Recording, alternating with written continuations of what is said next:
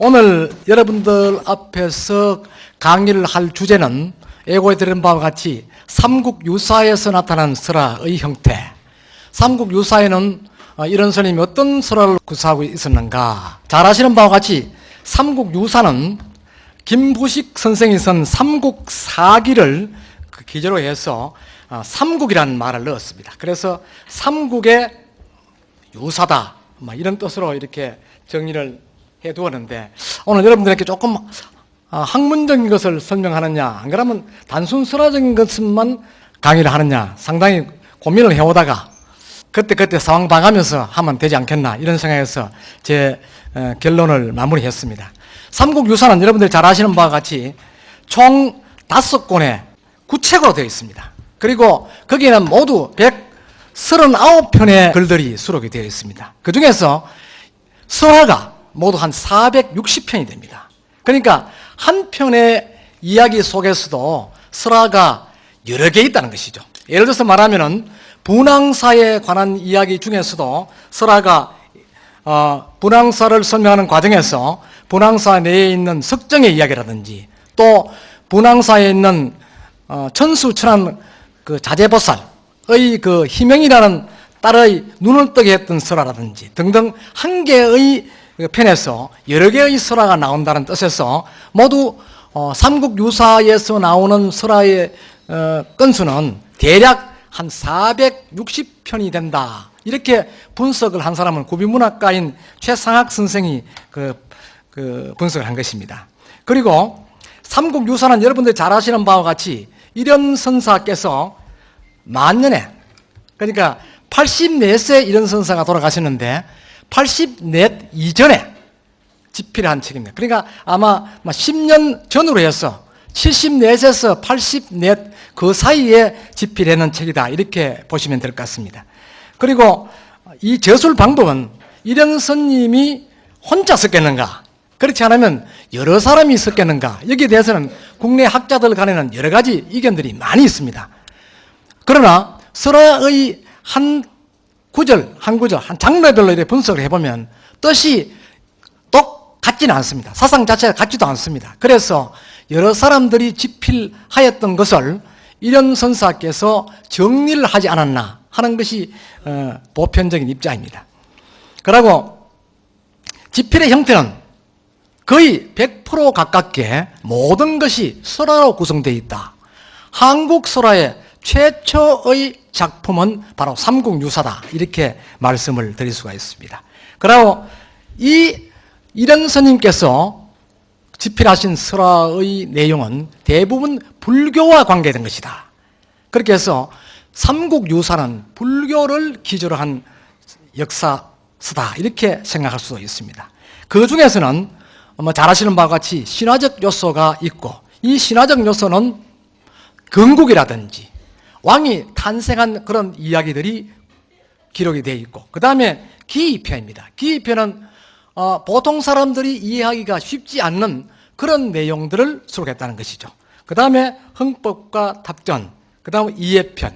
이해편은 여러분들이 너무 잘 아시고, 또 우리 지역 출신인 온효 성사의 이야기가 있는 삼국유사 의예사의 온효 불기조가 바로 의예편입니다. 그 다음에는 5번째는 감동과 표현, 효신 쪽으로 이렇게 써두었는데, 특히 원효스님은 환생적인 의미에서 효사상을 많이 또 주장을 하였던 것으로 보여집니다. 그래서 불교는 그 윤회 사상이라기보다는 환생적인 의미를 가지고 있습니다. 윤회란 것은 여러분들 잘 아시는 바와 같이 사람이 죽고 다시 태어난다, 사람이 일생 동안 살아갔다가 죽으면 다시 태어난다 라는 그런 뜻인데, 이 윤회란 것은 이성에서 인간으로 살다가 죽어서 다시 인간으로 태어날 것이다, 짐승으로 태어난 사람은 죽었어도 다시 인간으로 태어날 것이다, 이성에서 거지로 태어난 사람은 다음 성에서 다시 환생을 해도 거지로 태어날 가능성이 높다는 것이 바로 이것이 윤회설입니다. 윤회는 그대로 돌고 돌아간다는 뜻이고, 환생은 전혀 의미가 틀립니다. 환생은 무엇이냐, 이 성에서는 나무로 태어나도 다음 성에는 사람으로 태어날 수도 있고, 이 성에서는 여자로 태어나도 다음 성에서는 남자로 태어날 수도 있고, 이 성에서는 면사무소 급사로 태어나도 다음 생에서는 대통령으로 태어날 수도 있고 각 다른 모습으로 태어난다는 것입니다. 우리 그 12지지 중에서 환생을 의미하는 동물은 구렁이가 있습니다. 이 구렁이는 보면 몇 번 허물을 벗는데 허물을 한 번 벗을 때마다 환생을 의미하기도 합니다. 그래서 구렁이가 제일 싫어하는 동물이 개입니다. 개. 그러니까 궁합에서 뱀띠와 개띠는 절대 그 궁합이 맞지 않다는 것이죠. 그러니까 원진살이다 이렇게 얘기합니다. 왜 그러냐면 뱀이 많은 환생을 하기 위해서 허물을 벗는데 뱀이 허물을 벗을 때 개가 짖어버리면 뱀은 환생을 하지 못하고 바로 죽어버린다고 그럽니다. 그러니까 뱀이 환생을 못하고 죽기 때문에 뱀은 개를 싫어하고 또 개는 또 내가 그냥 짖는데 지가 와 죽노 이기라. 기분 나빠가 또 뱀을 싫어하는 거예요. 그래서 서로 간에 상극이라는 것입니다. 그래서 앞으로 기회가 있으면 12지에 대한 이야기도 해드릴 기회가 있을지 모르겠는데 제가 불교 대학에서는 몇 주 후에 막 그런 강의를 하는데 이 12지 중에서는요 인간들이 서로 어우러질 수 있는 그러니까 궁합을 맞출 수 있는 거 또 궁합을 전혀 맞출 수 없는 거 맞출 수 없는데 또 연애를 했다 임신을 했다 그럼 어떻게 할 것인가 그러면 못 살게 할 것인가 그렇다면 이것을 어느 정도 비방을 써서 융화되도록 하는 방법은 없겠느냐 이런 것들이 설화적으로 이렇게 여러 가지로 표현이 되어 있습니다. 이런 것들은 바로 환생적인 의미와 상반되어 있다 이렇게 볼 수가 있는데 오늘은 이 한국의 설화 중에 삼국유사에 나타나는 이른의 그 설화 중에서 김대성의 환생에 대해서 이야기를 하고 그 다음에는 김유신의 환생 그 다음에 이어지는 환생들을 중심으로 해서 여러분들에게 설화를 분석하면서 이렇게 설명을 드리도록 하겠습니다.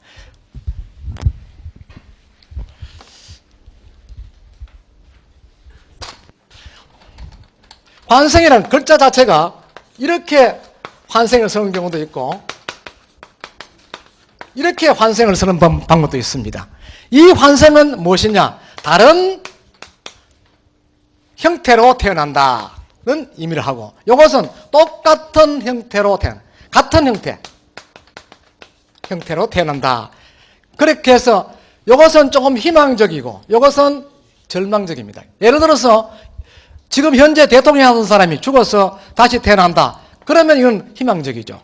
그러나 지금 상당히 어렵게 생활하던 사람이 죽어서 다시 어렵게 태어난다면 아무도 태어나고 싶은 사람이 없다는 것이죠. 그러나 어쩔 수 없이 환생을 할 수밖에 없다는 것이 그 환생론적 입장입니다. 그래서 이 환생을 두고 이렇게 전환하는 설화적 입장이 있습니다.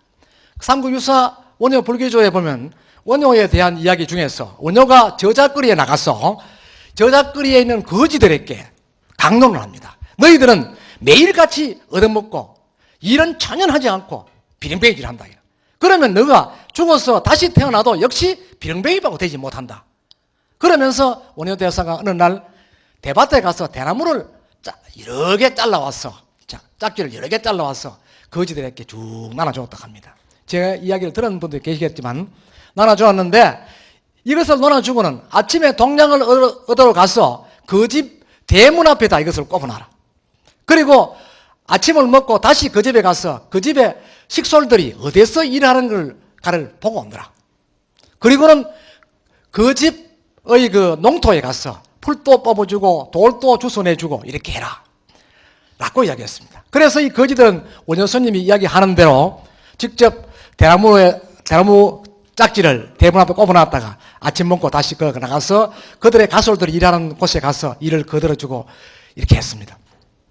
그 이튿날부터는 새벽부터 나가서 그 집 밭에다가 일을 하고 돌도 주워내주고 했습니다. 그런데 중요한 것은 그 집에 큰 일꾼들이 나가보니까 밭에 풀들이 전부 다 뽑아져 있고 또 덜에 나가니까 덜에 돌도 좀 있고 이랬는데 돌이 하나도 없다. 깨끗하게 되어 있는 거야.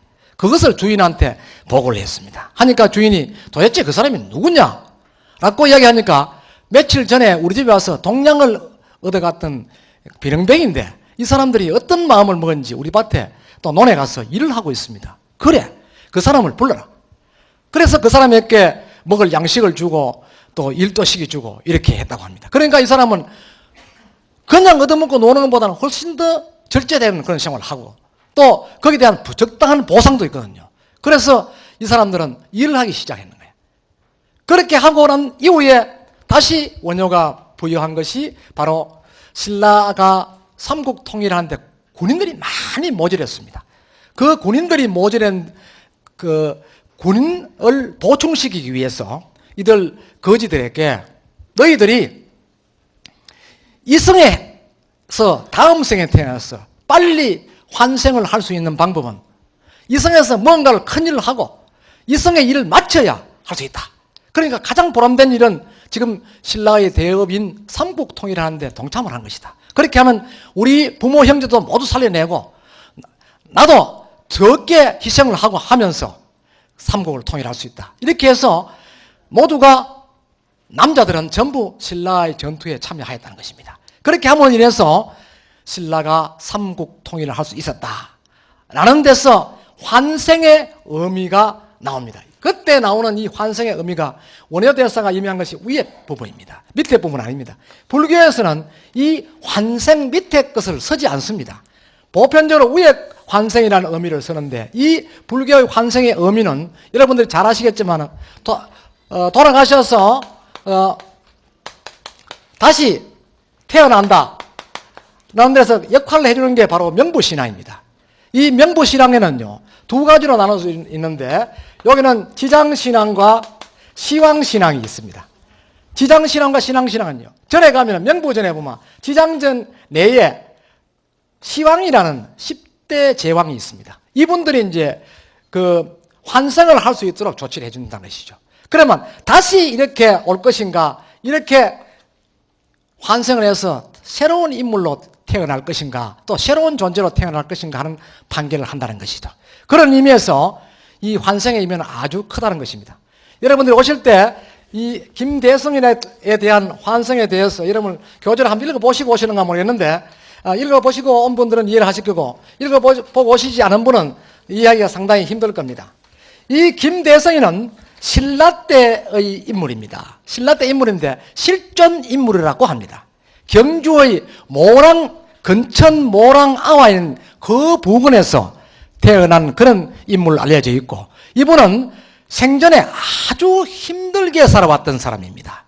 그러니까 장가도 가지 못하고 홀로 어머니를 모시고 살아왔는데 하는 일마다 이루어지지 않았다는 것이죠. 그러니까 요사이 같으면 인력시장에 나가서 일을 하는 그런 사람이었습니다. 그러니까 하루벌이가 하루 먹고 어머니와 같이 지내는데 너무 고달픈 생활을 했던 것이죠. 그런데 그나마 열심히 일한 덕분에 자기 오두막집을 조그만 하나 만들어 그 앞에 텃밭을 하나 확보해 두었습니다. 그러나 그 인생은 너무 고달픈 거죠. 그러던 중에 어느 날 김대성이가 일을 하고 늦게 지친 몸을 이끌고 집 앞을 오는데 마침 이 집 앞에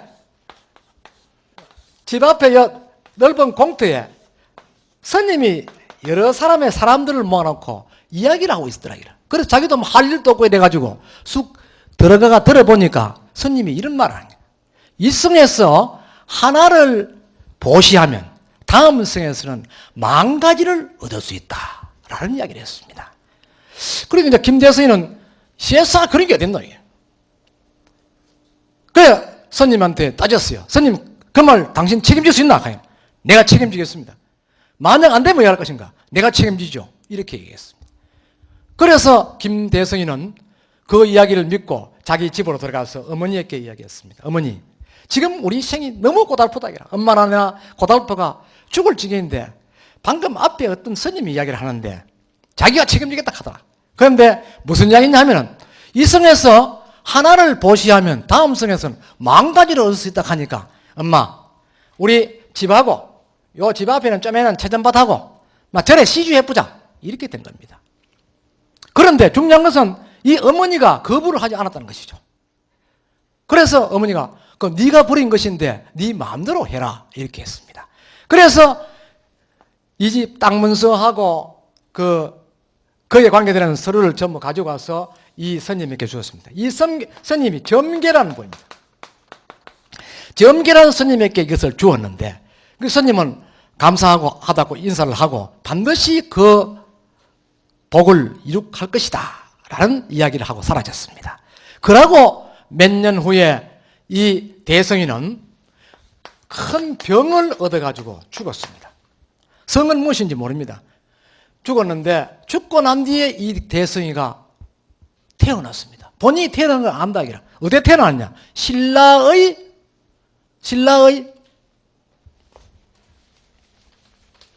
효성왕 때쯤 내가 태어났는데 이 사람이 신라의 대상 김문야이라는 사람. 대상 같으면 조사이 같으면 뭐냐면 국무총리입니다. 그 김문야이라는 사람의 아들로 태어났는데 이 양반은 태어나면서 어떻게 냐 한 손은 딱 쥐고 태어났는데 아무리 편락해도 펴지지 않았다. 그런데 중요한 것은 이 대상 김문야이는 아기를 7년 동안 아기를 낳지 못했는 거야. 결혼을 했지만 7년 동안 아기가 전혀 소식이 없었는 거야. 늘 기도를 하고 이래도 아기를 안 낳아지는 거야. 그런데 문득 어느 날 이 마누라가 임신을 해서 아기를 낳는다. 사내아이를 낳으니까 뭐 그 기쁨이야 이러고 말할 수가 없죠. 그런데 이 사내아이가 잘생긴 아들인데 손을 딱 쥐고 나와요. 그런 손을 일주일 후에 첫칠이 지나지 않는데 손을 딱 폈는데 보니 손바닥에 대성이라고 딱 써요. 그래서 이 집에 김문야의 성을 앞에 딱 붙여가지고 김대성이라 했죠. 만약에 경우에 이문야이 같으면 이대성이고, 그런데 김씨라서 김대성이라고 붙였습니다. 이 김대성이는 이제 대상의 아들로서 새롭게 환생한 것입니다. 그래서 이 사람은 글 공부도 이제 아주 호화롭게 하고 산양을 특히 즐겼는데 하루는 산양을 하러 갔습니다. 가다가 보니까 그 계림숲에서 곰이 한 마리 나타나는데 그 같이 갔던 동료들하고 같이 그 곰을 몰아가지고 대성이가 활을 쏘는데 곰이 머리를 탁 맞추었어. 곰이 그 자리에서 즉사를 하도록 했습니다. 그리고는 대성과 그 일행들은 기분이 좋다 해서 그 옆에 있는 주막에서 거하게 술을 한 잔 먹고 잠깐 졸았습니다. 잠깐 졸 때 김대성의 꿈에 그 곰이 나타났습니다. 뭐라고 이야기하냐? 나는 당신한테 전년 행함이 없는데 당신은 내 아무 죄도 없는 나를 왜 죽이느냐 이라. 그러면 나는 다시 죽은 내 곰의 영혼이 다시 환생해서 곰의 귀신으로 나타나서 당신을 잡아먹겠다 이렇게 이야기했습니다. 그 김대성이가 꿈이지만 깜짝 놀라는 거예요. 왜 놀라느냐? 자기도 환생했는데 환생은 자기가 경험했기 때문에 확실한 거거든. 그런데 곰이 환생한다고 하니까 믿을 수밖에 없는 거야. 그러면 내가 죽겠다 싶어하는 거야. 그래서 그 자리에서 꿈에서 꿀 앉아가 막 용서해달라고 빌었습니다. 내가 잘못했다. 어떻게 하면 되겠느냐? 용서해달라. 이래 비니까 곰이 한 가지 청을 했습니다. 뭐냐? 나를 위해서 절을 짓고 내 영혼을 위로해 줄 수 있겠느냐? 그렇다면 내가 너를 용서해 주겠다. 이렇게 얘기했습니다. 그렇게 하겠다 했습니다.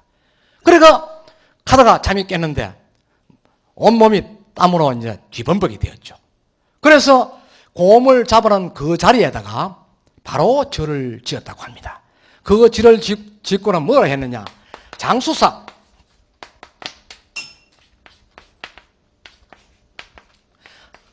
오래 산다는 장수죠. 그죠? 장수사라는 이름을 붙이고 절을 지었다.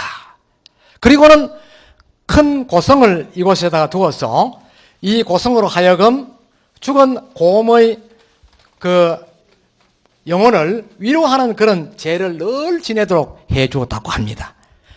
이래 할 때 문득 이 곰과 사찰 이것을 생각하는 과정에서 문득 뭐를 생각하냐면 전생의 어머니를 생각하는 거야. 나는 이렇게 신라의 대상의 아들로 태어나서 호화롭게 잘 사는데 옛날에 내와 같이 그렇게 고생했던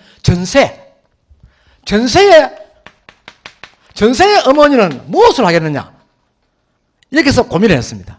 하다가 그 어머니에 대한 그 보답을 위해서 어머니를 위해서 절을 지어줘야지 하다가 이 양반이 전세 어머니는 조금 이렇고 현세의 어머니를 생각하는 것입니다. 현세를 현생이라 하는데 현생의 어머니를 생각하는 거죠. 자신의 환생한 몸을 낳아준 어머니를 생각해서 절을 짓기 시작했습니다. 이 절이 무엇이냐? 석불사입니다. 이 석불사는 훗날 석굴암이라 했는데 석불사를 짓기 시작했죠. 짓다가 이제 절을 잘 지었습니다. 지었는데 절이 완공될 즈음에 다다라서 갑작스레 위에 덮개를 이렇게 석굴암 보면 이렇게 되는데 위에 덮개 동그랗게 있는데 이 덮개를 덮어놨는데 이 덮개가 세 조각으로 깨져서 떨어지는 거예요. 그러니까 모든 게 절망적이었다. 그래서 대성이는 하늘을 보고 원망을 했더니만은 천신이 내려와서 다시 원상복귀를 해 주었다라는 그런 이야기가 삼국유사의 대성조에 이렇게 기록되어 있습니다. 이곳에 보면은 되어 있는데 여기에 이것을 완성하고 다음에 이제 그 당시는 경덕왕이 35대 경덕왕이 그 재임하고 있을 때인데 경덕왕의 제의에 의해서 허물어진 경주 불국사를 중창하기에 이릅니다. 그때 중창역을 맡았던 사람이 역시 김대성입니다. 그러나 김대성이는 이것을 중창하면서 뭐를 생각했느냐? 전세의 어머니에 대한 영혼을 위로하기 위해서, 구로하기 위해서 이 절을 짓는다라고 되어 있습니다. 그 중요한 것은 앞에 석굴암은 현생의 어머니, 돌아가신 어머니를 위해서 짓고 불국사의 중창은 전생의 어머니를 위해서 중창을 했다. 하나는 신창이고 중창입니다. 했다는 것입니다. 이렇게 했는데 이렇게 사찰을 다 짓고는 그 공로로 해서 경덕왕이 이 사람을 대성이를 다시 대상으로 임명했다. 그 국무총리가 되었다는 것이죠. 이것이 삼국유사의 김대성의 2세에 걸쳐 전세와 현세에 걸쳐서 양 부모한테 효도를 했다라는 이런 스님의 효행의 표현입니다. 그러나 이런 스님도 이 글귀에 그러나 이것이 실제 가능한지 아닌지는 나도 잘 모르겠다고 이렇게 써두었습니다. 쉽게 풀이하면은. 그러니까 나도 이해는 할 수 없지만 그런 설이 있다라고 되어 있는데 여기에서 이제 제가 여러 가지 문제를 제기하면서 왜 이런 설화가 구성되게 되었느냐 하는 것을 적어 두었습니다. 신라는요, 삼국통일의 주역이 문무왕입니다. 문무왕은 신라 30대 임금입니다. 그죠? 문무왕인데 이 문무왕이 신라 통일을 이루고 난 뒤에 죽을 때 자기의 뼈를 상골해서 동해 앞바다에 뿌려달라 이렇게 이야기를 하였습니다. 그렇게 해서 그 아들인 신문왕이 실제 그것을 왕의 뜻을 받들었습니다. 그래서 동해 바다에 대왕암 위에다가 뿌렸다는 그런 설이 있는데 이것은 삼국 사기에도 이와 같이 기록을 해두었습니다. 그런데 이때 신문왕은 아버지 부왕을 위해서 무엇을 했느냐 하면은 본래는 여기에서 문무왕이 그 부처님의 힘으로 왜구를 물리치기 위해서 가문사라는 절을 이미 창건해 두었습니다. 그러나 본래는 이게 가문사가 아닙니다. 다른 이름으로 절을 지어 두었는데 이 절을 한참 짓고 있을 때 경산에 있는 원효대사도 그곳에 가보았다는 기록이 있습니다. 그래서 가보고 다시 기림사란 절에서 유속을 하다가 다시 돌아왔다가 뒤에 신문왕 때에 가서 기림사 주지가 되었다는 기록이 있습니다. 그런데 이 문무왕은 이 절을 다 짓지 못하고 돌아갔었습니다. 돌아갔는데 신문왕이 이 절을 완성하면서 절 이름을 감은사다. 언니에 감사하다 이래서 감은사란 절의 이름을 붙이게 된 것입니다. 이 감은사는요, 이 문무왕이 바로 용이다, 동해의 용이다라고 인정을 하였습니다. 이 동해의 용이 라는 것은 누가 이야기했냐면 본인이 죽어서 용이 되겠다고 이야기했습니다. 그래 할 때 일관이 이렇게 말했습니다. 그는 삼국사기에 보면 대왕께서 용은 쉽게 말하면 인간이 아니고 짐승인데 어찌하여 대왕께서 돌아가시고 난 뒤에 짐승이 되시려고 합니까? 라는 그런 문답을 한 게 있습니다. 그러나 문무대왕은 용은 짐승이라기보다 능력이 있는 그러한 존재이기 때문에 내가 용이 되어서 내을 신라를 괴롭히는 저 외를 물리치겠다. 이렇게 이야기했습니다. 그런 이야기가 사기에 나오는데 그 용이 되었던 부왕을 자유롭게 가문사에 들어와서 생활을 하면서 부처님과 늘 대화도 하고 이래 편안히 여생을 보낼 수 있도록 자기 영혼을 보낼 수 있도록 이렇게 하기 위해서 이렇게 만들었습니다. 그 가문사에 가면은 용이 도로도록 대리석에다가 이렇게 구멍을 요만한 게 딱 받았어요. 요 정도 됩니다. 그래서 용이 이렇게 들어온다라고 해두었는데 용이 용혈이다 이렇게 이야기합니다. 그럼 어떻게 해서 용이 이렇게 들어올 수 있느냐? 신라 사람들이 여기에 용이 들어올 수 있다고 생각했느냐 하는 것은 이게 설화적 상상력입니다. 신라 때부터 이런 스님의 사고와 같이 신라인들의 상상력이 뛰어났다는 것이죠. 용은 거대한 어떤 동물의 형태로 생각하지 않고 용은 바로 물이다라는 것을 용은 물이다. 그래서 우리가 민간신앙은 용을 가지고 용왕신앙에 대해서 물을 상징하는 것이죠. 물은 발할 구분만 많지만 돼도 들락거릴 수 있다 하는 뜻에서 아무나 들러올 수 있다는 것입니다. 그래서 이 가문사라는 절을 짓고 신문왕이 부왕을 늘 사모했다, 그리워했다 하는 설화가 있는데 이 설화는 뒤에 와서 만파식적이라는 그런 또 설화를 만들어냅니다.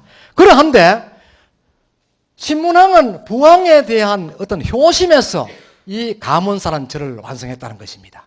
그런데 바꾸어서 경덕왕은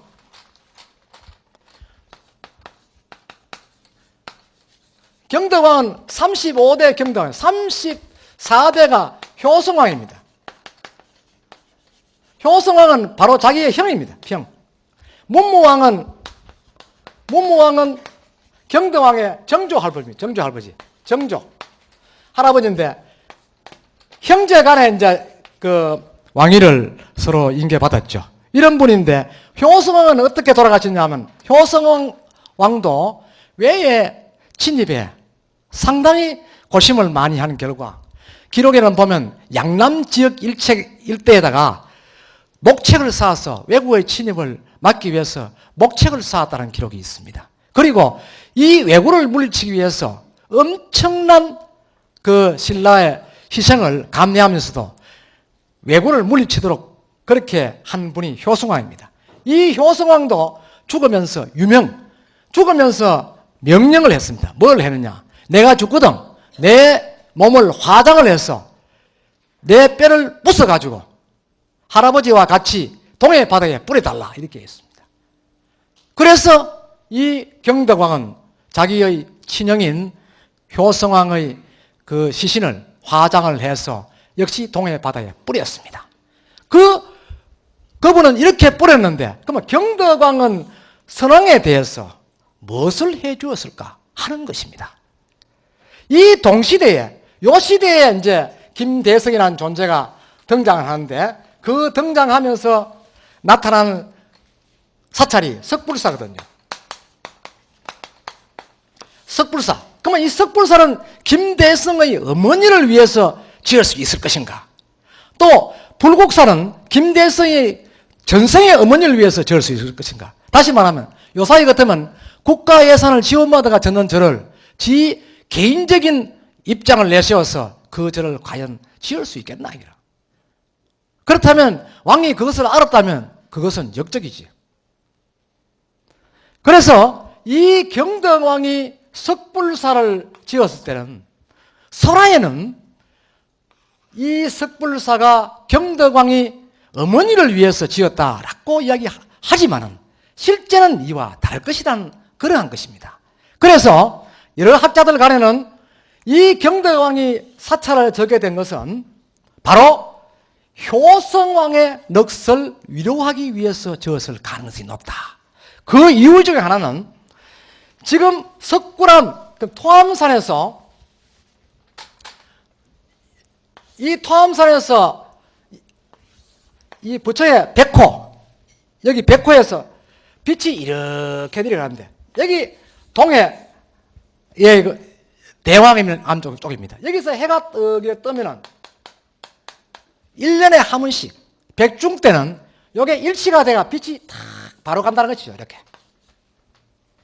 그러한 설이 있습니다. 실제 과학적으로도 이게 입증됐다고 주장을 하고 있습니다. 그렇다면은 이때 그 경덕왕이 자기의 선왕을 직접 가서 성묘하지는 못하고 토암산에 말을 타고 올라가서 석굴암에다가 절을 하면은 석굴암에서 절을 하면 석굴암에 있는 백호가 자기 선왕 쪽으로 전해져서 서로 교감한다는 것이죠. 이런 의미에서 이 석불사를 조성했을 가능성이 높다고 주장하고 있습니다. 그리고 또 하나는 이 석불사, 후대의 석굴암은 그 모양 자체가, 여러분 뭐 불교 미술 공부하시는 분은 잘 알겠지만 이 모양 자체가 부처가 이렇게 앉아서